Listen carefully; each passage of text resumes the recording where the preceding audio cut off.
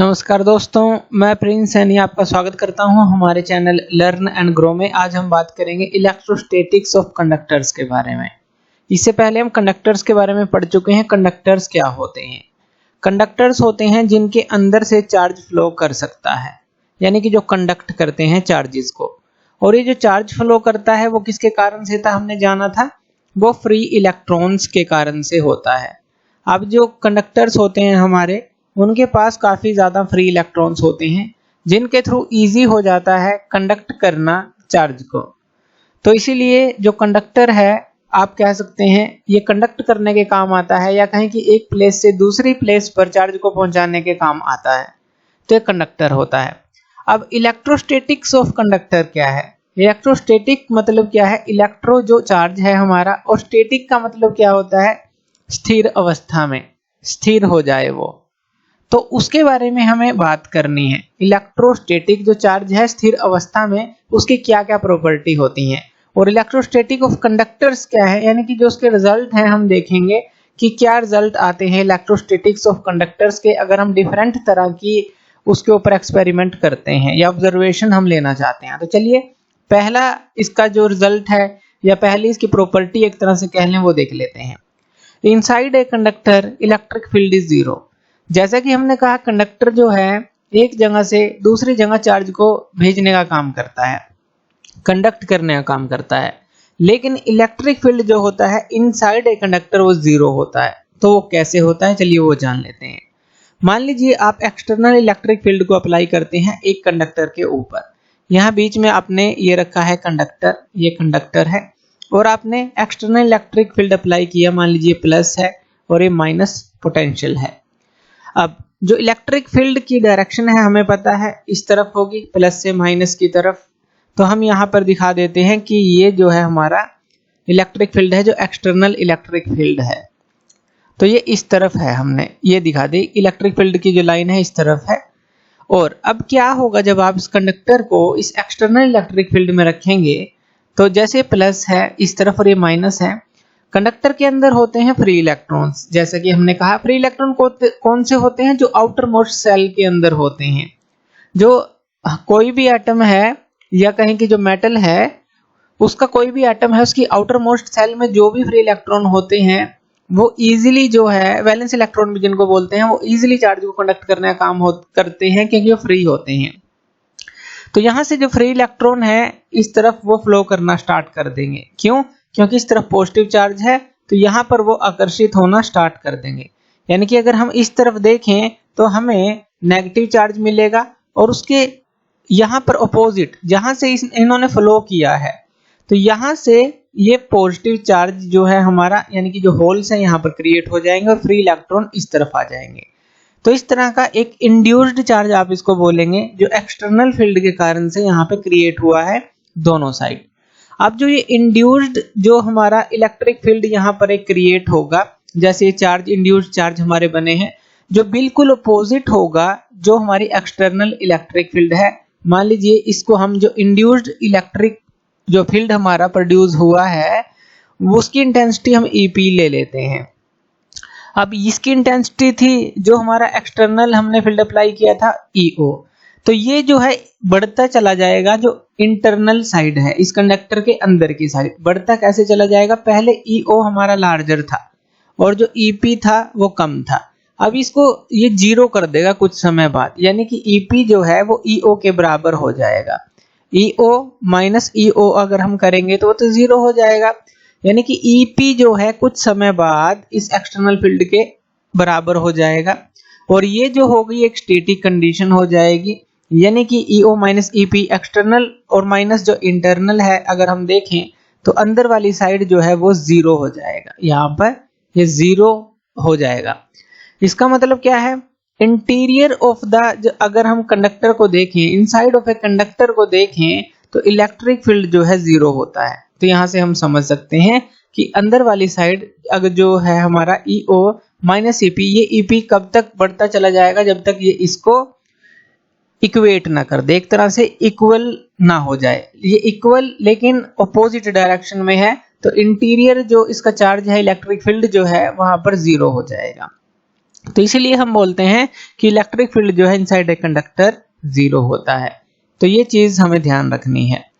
उसके बाद second property देख लेते हैं। सेकंड प्रॉपर्टी हमारी होती है interior of a conductor can have no access charge in static situation. अभी जो हमने सिचुएशन को डिस्कस किया, ये स्टैटिक सिचुएशन आ चुकी है, EO माइनस EP जो है 0 हो चुका है और यहाँ पर ये हमारा एक तरह की इक्विलिब्रियम कंडीशन आ चुकी है। अब जो इंटीरियर ऑफ ए कंडक्टर है उसके पास can have no access charge, उसके पास कोई एक्सेस चार्ज नहीं होगा इंटीरियर में। एक तो यहीं से क्लियर हो जाता है कि जो इलेक्ट्रिक फील्ड है इसके अंदर 0 है, जो पहली प्रॉपर्टी हमने पढ़ी, जाना कैसे है। अब अगर हम ये इक्वेशन अप्लाई करें phi equal to q by epsilon naught. अब यहां पर देखिए, इसको आप ऐसे भी लिख सकते हैं कि जो इलेक्ट्रिक फ्लक्स है वो कितना होगा 0, क्योंकि इलेक्ट्रिक फील्ड जो है इनसाइड ऑफ द कंडक्टर 0 है, तो फाई हमारा क्या हो जाएगा 0, और अगर फाई 0 है तो हमारा क्यू क्या हो जाएगा 0।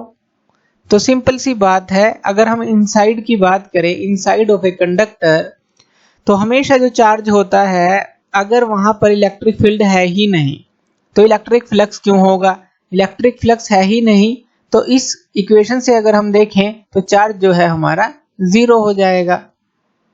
तो इस तरह से हम कह सकते हैं जो इंटीरियर ऑफ ए कंडक्टर है कोई भी उसके पास एक्सेस चार्ज नहीं होता स्टैटिक सिचुएशन के अंदर, क्योंकि इसके अंदर इलेक्ट्रिक फील्ड ही नहीं है। इलेक्ट्रिक फील्ड नहीं होगा तो इलेक्ट्रिक फ्लक्स कहां से होगा, इलेक्ट्रिक फ्लक्स भी 0 होगा। तो इस इक्वेशन से देखें तो क्यू भी 0 आ जाएगा, यानी कि कोई भी उसके पास एक्सेस चार्ज इनसाइड, इंटीरियर की बात कर रहे हैं, तो वो भी नहीं होगा। पहली property inside a conductor electric field is 0, तो इसका मतलब अंदर जो चार्ज है वो भी उसके अंदर नहीं होगा, तो क्यू भी 0, या कहेंगे इलेक्ट्रिक फ्लक्स भी 0। तो थर्ड प्रॉपर्टी देख लेते हैं, electric field just outside a charge conductor, just outside a charge conductor is perpendicular to the surface of the conductor at every point. ये कहना चाहता है कि कोई भी आप यहां से मान लीजिए ये सेगमेंट ले लें, तो यहां से अगर आप इलेक्ट्रिक फील्ड को देखेंगे वो परपेंडिकुलर होगा इस सरफेस के। तो ऐसा क्यों है वो हमें समझना है। अब मान लीजिए ये परपेंडिकुलर ना हो और यहां पर ये किसी एंगल पर हो, थीटा पर हो, तो यहां पर इसके दो कंपोनेंट बनेंगे ई के। एक तो ये हॉरिजॉन्टल कंपोनेंट बनेगा जिसको हम ई कोस थीटा बोलेंगे, यही बनेगा, और एक वर्टिकल कंपोनेंट बनेगा जो कि ई साइन थीटा बनेगा।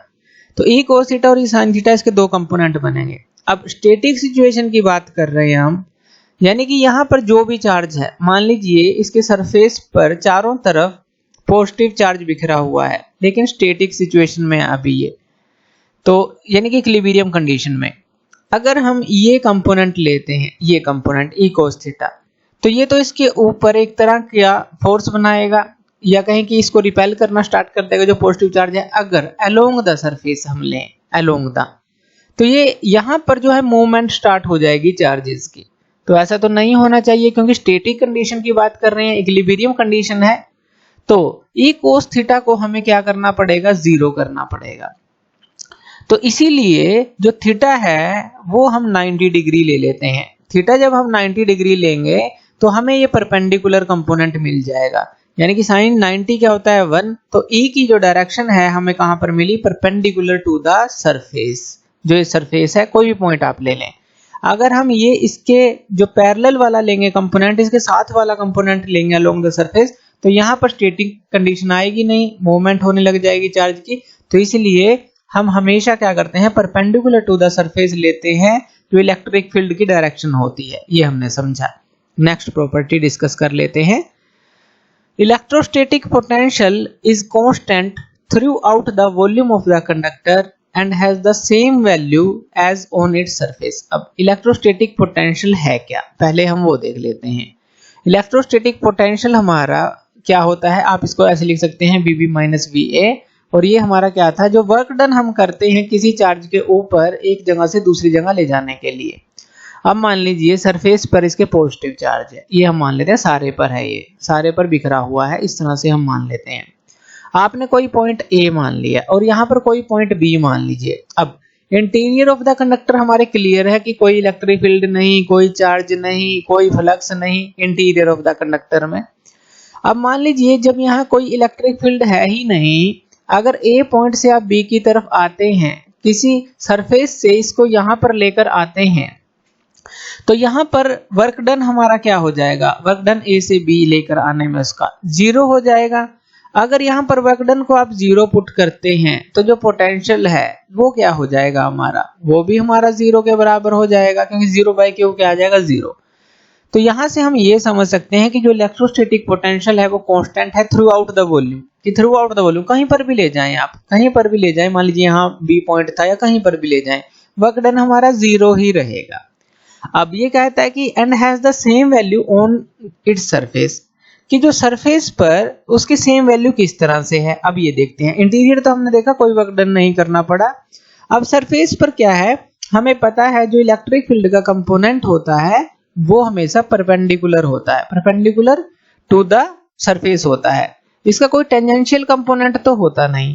टेंजेंशियल कंपोनेंट मतलब जो बेस कंपोनेंट है यहाँ पर, जो कि हमने e cos थीटा लिया था और उसको हमने क्या लिया था, 0 लिया था, तो ये 0 है हमारा, तो ये 0 है हमारा। तो यानी कि यहाँ पर भी अगर आप सरफेस पर भी a पॉइंट से कहीं b पॉइंट पर लेकर जाएं चार्ज को, तब भी आपको वर्क डन नहीं करना पड़ेगा, क्योंकि यहाँ पर जो है इलेक्ट्रिक फील्ड 0 है। अलोंग द सरफेस देखें, यहाँ पर परपेंडिकुलर है डायरेक्शन तो हमारी, अलोंग तो नहीं है, तो इलेक्ट्रिक फील्ड अगर वहां पर 0 है तो इसका मतलब क्या है, जैसे इंटीरियर में था वैसे ही जो है सरफेस पर होगा, कि जो पोटेंशियल है वो 0 होगा। हमें एक पॉइंट से दूसरे पॉइंट तक ले जाने के लिए चार्ज को कोई वर्क डन करना ही नहीं पड़ेगा, क्योंकि e cos थीटा जो है हमारा 0 है, या कहें कि इलेक्ट्रिक फील्ड जो है 0 है, उसका कोई प्रभाव है ही नहीं सरफेस पर भी, बस परपेंडिकुलर है जो प्रभाव है। तो इसीलिए जो सरफेस पे अगर हम देखें तो वो 0 होगा। जैसे कि मान लीजिए एक आप प्लस क्यू चार्ज ले लें और उसकी जो है रेडियल आउटवर्ड की तरफ इस तरह से डायरेक्शन होती है, इस तरह से ही होती हैं। तो अगर आप ये परपेंडिकुलर कंपोनेंट देखें तो ये परपेंडिकुलर है, अलोंग तो हम कभी भी नहीं लेते क्योंकि वो हमारा 0 होता है, इस तरह से वो हमारा, अगर या कहें कि एक सेंटर पे अगर बिल्कुल सेंटर मान लें तो वहां पर 0 ही इलेक्ट्रिक फील्ड की वैल्यू होगी, एक तरह से इस तरह से कह लीजिए। तो वही चीज है सरफेस के ऊपर कि यहाँ पर ये e cos थीटा 0 है तो कोई भी हमें वर्क डन नहीं करना पड़ेगा, वर्क डन नहीं करना पड़ेगा तो पोटेंशियल जो है सेम होगा, जैसे इंटीरियर पे होगा वैसा ही सरफेस पर होगा।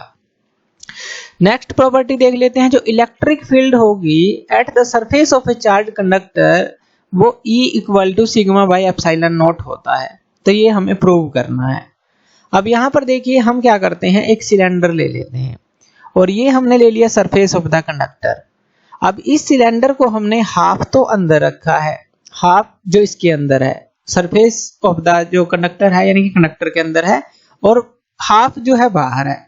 तो इस तरह से हमने ले लिया, बहुत small area of cross section लिया है हमने, या कहें कि स्मॉल सिलेंडर लिया है, शॉर्ट सिलेंडर लिया है। इसका एरिया ऑफ क्रॉस सेक्शन ये है, इसको हम मान लेते हैं कि ये ds है। अब हमें पता है कि जो इलेक्ट्रिक फील्ड इंटेंसिटी की वैल्यू होगी परपेंडिकुलर टू द सरफेस है, और जो एरिया एलिमेंट होता है वो भी नॉर्मली आउटवर्ड होता है, तो इसको हम n कैप से दिखा देते हैं। अब यहाँ पर हम मान लेते हैं जो सरफेस चार्ज डेंसिटी है उसको सिग्मा हम यहाँ पर लिख देते हैं कि सरफेस चार्ज डेंसिटी है। अब हमें पता है inside of the conductor E कितना होता है, 0 होता है। आउटसाइड ऑफ द कंडक्टर ये नॉर्मल जो है इसका कंपोनेंट, या कहें कि जो नॉर्मली होता है जो इलेक्ट्रिक फील्ड की वैल्यू होती है। तो अगर हम टोटल फ्लक्स की बात करें यानी कि जो फाई होता है हमारा Q/ε0 यही होता है। अब इलेक्ट्रिक फ्लक्स की बात करें वो किसके कारण से है, सिर्फ जो कि हमारा ये परपेंडिकुलर डायरेक्शन है, या कहें कि ये जो इस कंडक्टर से बाहर की तरफ है उसके कारण से है। अब यहाँ पर अगर हम सरफेस चार्ज डेंसिटी को लिखें, या कहें कि सिग्मा क्या होता है हमारा, जो चार्ज बाय एरिया होता है, चार्ज बाय एरिया। तो यहाँ पर एरिया क्या है हमारे पास, ds है, तो Q की वैल्यू हम निकालें तो वो क्या आ जाएगी, सिग्मा ds, यानी कि जो चार्ज की वैल्यू है वो सिग्मा ds है। अब देखिए यहाँ पर अगर हम गॉस थ्योरम को अप्लाई करते हैं तो फाई हमारा किसके बराबर होता है, EDS के, यही है। और फाई की जगह हमने ये लिख दिया, क्यू की जगह हम ये लिख देते हैं sigma ds divide by epsilon not. ds से ds कैंसिल आउट हो गया, ई हमारा क्या आ गया सिग्मा बाय एप्सिलॉन नॉट। तो यही तो हमें प्रूव करना था कि जो ई है सिग्मा बाय एप्सिलॉन नॉट के बराबर है। Electric field at the surface of charge conductor is equal to sigma by epsilon naught. तो यही होगा हमारा। इसको आप ऐसे भी दिखा सकते हैं कि ये जो है हमारा नॉर्मल है, तो नॉर्मल है यानी कि ई इस तरह से लिख लीजिए सिग्मा बाय एप्सिलॉन नॉट और यहाँ पे एन कैप। तो इस तरह से भी आप इसको दिखा सकते हैं वेक्टर फॉर्म के अंदर। ये तो कांस्टेंट है सिग्मा बाय एप्सिलॉन नॉट, तो ई और एन को आप इस तरह से दिखा सकते हैं क्योंकि जो इलेक्ट्रिक फील्ड है वो नॉर्मल है टू द सरफेस, और ये जो आउटर सरफेस है इसी के कारण से टोटल इलेक्ट्रिक फ्लक्स होगा। अंदर तो इलेक्ट्रिक फील्ड जीरो है तो फ्लक्स भी जीरो, तो इसके कारण से ही होगा। बहुत ही छोटा एरिया है ये हमने समझाने के लिए थोड़ा सा लार्ज लिया है इसको, बहुत ही छोटा है माइन्यूट सा, इसलिए हमने एक ही डायरेक्शन के अंदर इसको दिखाकर एक पॉइंट की तरह आप इसको दिखाकर ये प्रूव कर सकते हैं। तो इस तरह से ये जो प्रॉपर्टी होती है, ये फिफ्थ प्रॉपर्टी होती है electric field at the surface of a charge conductor is E equal to sigma by epsilon naught. जो सरफेस चार्ज डेंसिटी होती है वो डिफरेंट होती है डिफरेंट पॉइंट्स पर। तो ये कैसे हैं, चलिए इसको प्रूव करते हैं। मान लीजिए कोई कंडक्टर है हमारे पास, अब हमें पता है जब उसको एक्सटर्नल इलेक्ट्रिक फील्ड में आप रखें, मान लीजिए आपने एक्सटर्नल इलेक्ट्रिक फील्ड अप्लाई कर दिया जैसे हमने पहले भी देखा था, इस तरफ प्लस और इस तरफ माइनस। अब इसको इलेक्ट्रिक फील्ड हमने एक्सटर्नल इलेक्ट्रिक फील्ड दे दिया जिसकी डायरेक्शन ये है, तो ये हम डायरेक्शन ले लेते हैं जो एक्सटर्नल इलेक्ट्रिक फील्ड है। अब यहाँ पर क्या होगा, जो फ्री इलेक्ट्रॉन है वो इस तरफ आना स्टार्ट हो जाएंगे और यहाँ पर क्या हो जाएंगे, इस तरह से होल क्रिएट हो जाएंगे, जो पॉजिटिव चार्ज है यहाँ पर क्रिएट हो जाएंगे। तो अगर हम देखें जो इसके सरफेस के पास अगर हम देखें सरफेस डेंसिटी ऑफ चार्ज जो है यानी कि जो सिग्मा है वो डिफरेंट होगी डिफरेंट पॉइंट्स पर, क्योंकि जहां पर नेगेटिव चार्ज है अगर हम बात करें तो यहाँ पर सिग्मा क्या होगा, जो या कहें कि जो सरफेस चार्ज डेंसिटी जो होगी वो अलग होगी, और यहाँ पर जो पॉजिटिव चार्ज है यहाँ पर वो अलग होगी, यानी कि यहाँ पर सिग्मा पॉजिटिव होगी, एक तरह से कहें यहाँ पर सिग्मा नेगेटिव होगी। तो इसीलिए ये कहा गया है जब एक्सटर्नल इलेक्ट्रिक फील्ड में रखते हैं तब की बात की गई है। तो इसीलिए कहा गया है कि जो सरफेस चार्ज डेंसिटी है वो डिफरेंट होती है डिफरेंट पॉइंट्स पर। तो इस तरह से आप सभी प्रॉपर्टीज को समझ सकते हैं जो इलेक्ट्रोस्टैटिक्स ऑफ कंडक्टर्स के अंदर हमने डिस्कस की। तो थैंक यू वीडियो देखने के लिए, और इसी तरह की वीडियोस के लिए आप हमारे चैनल लर्न एंड ग्रो पे हमें सब्सक्राइब कर सकते हैं। धन्यवाद।